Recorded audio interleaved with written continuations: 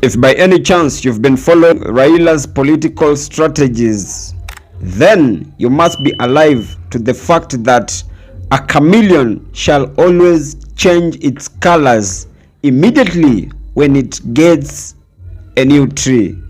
And the same way, the Right Honorable Raila Amolo Odinga back in June and before seemed to be fighting with the Gen Z, a common cause, but immediately when he was infiltrated into President Ruto's government, he quickly changed tune. And that is not only to the Right Honorable, but also, if you've been very keen in history, all those people to whom were championing for democracy and were seeking power, immediately when they got power, they quickly abandoned all those people to whom were helping them to get power. And in this context, back to the Right Honorable Raila Amolo Odinga, the Right Honorable has clearly shown and taught the Gen Zs that a government is only illegitimate if only you're not part of the eating team. Should I even remind you of how very many innocent youths were killed during the Gen Z demonstrations only for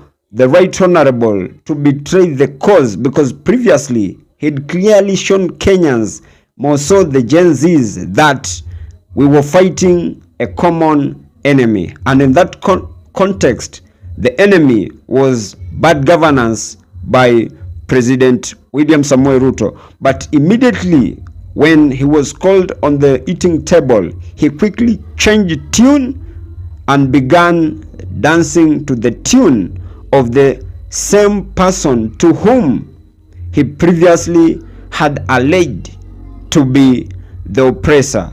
And this clearly proved to me that Miguna is always right since time immemorial, because he's always been calling the Right Honorable a political conman, because he clearly harvested where he never planted. Look at his spanner boys like John Badi and Ali Hassan Joho. For him to quickly sanitize himself from the mess that he had kicked himself in, he quickly had to tell Kenyans that they had not come into an agreement with President William Samoei Ruto, but all he had done is help President Ruto with some professionals so that they could drive the country's economy forward. But look at the way the country currently is running. Look at the four individuals, in fact.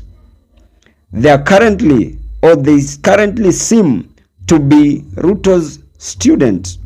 If by any chance I do imagine of how the parents and loved ones of the souls that were killed during the Gen Z demonstrations have a look at the Right Honorable Raila Amolo Odinga, then I kid you not, I see chances that these are bereaved families to which, when their loved ones were killed to eternity, they shall never take any word serious from the Right Honorable Raila Amolo Odinga. In the last few days, I did see Raila's boys, people like Kina Caleb Amisi, trying to convince Kenyans that they are planning to impeach President William Samoei Ruto. But of course, I took that matter with a broader perspective, in the context that could the Right Honorable Raila Amolo Odinga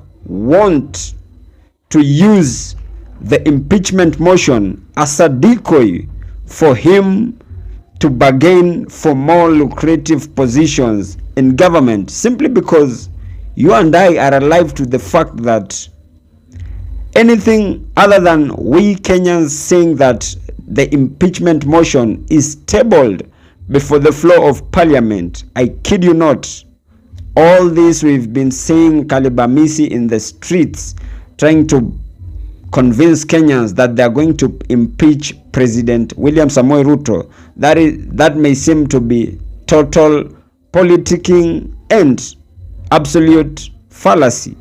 Or could Raila want to use the impeachment motion against President William Samoei Ruto as a tool for him to redeem himself from the long destroyed reputation that he in the recent few months destroyed?